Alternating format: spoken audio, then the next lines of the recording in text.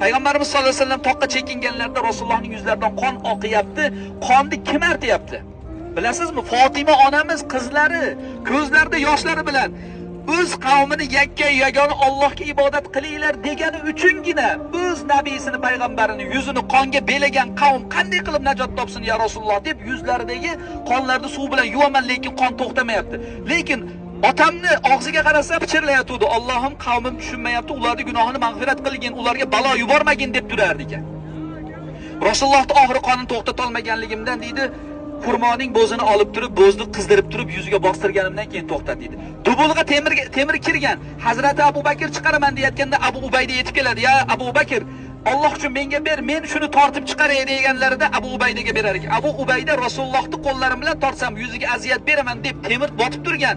Tishim bilan shunday qattiq tishlab bir sug'urishda chiqarib yordim, tishim sinib ketdi deydi. Ikkinchi tarafini ishlab turib tortgan, ikkinchisini tishim sinib ketdi deb aytadi.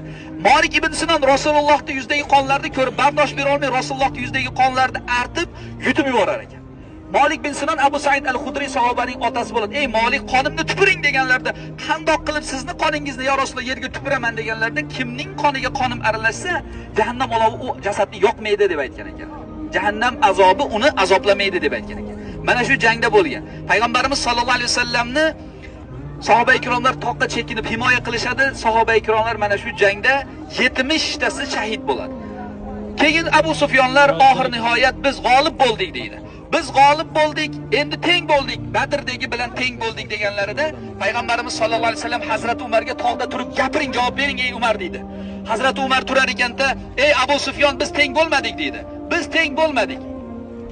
Senlardagi o'lganlar jahannamga, bizdagi o'lganlar jannatga tushadi deydi ekan. Tengmasmiz biz deydi ekan.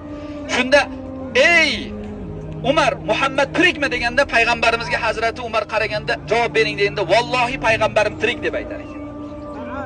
Keyin Abu Sufyon jangchilarni olib ortga qarab ketadi. Payg'ambarimiz Hazrati Aliga aytadi, boring deydi. Agar ular deydi tuyalariga mingan otlarni yetaklab ketayotgan bo'lsa, ular Makkaga qarab yo'l olgan bo'ladi.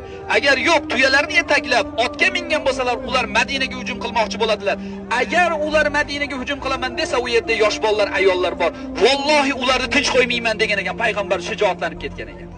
Keyin Hazrati Ali qarab kelsa, ular tuyasiga mingan otni yetaklab ketyapti deganda, undan Makkaga ketishdi bular deydi. Rasululloh tushib sahoba ikromlarni birma-bir istaydi. Hanzala bin Abu Omirdan xabar olib kelinglar deydi. Hanzala bin Abu Omirni istashsa, yosh yigit bo'ladi, endi uylangan bo'ladi. Rasulullohga bir xabar kelganki, so'rattiryapti, uni qaranglar, tiriklardami, o'liklardami? Sahobalar qarasa, ya Rasululloh shahid bo'libdi u yosh yigit deydi.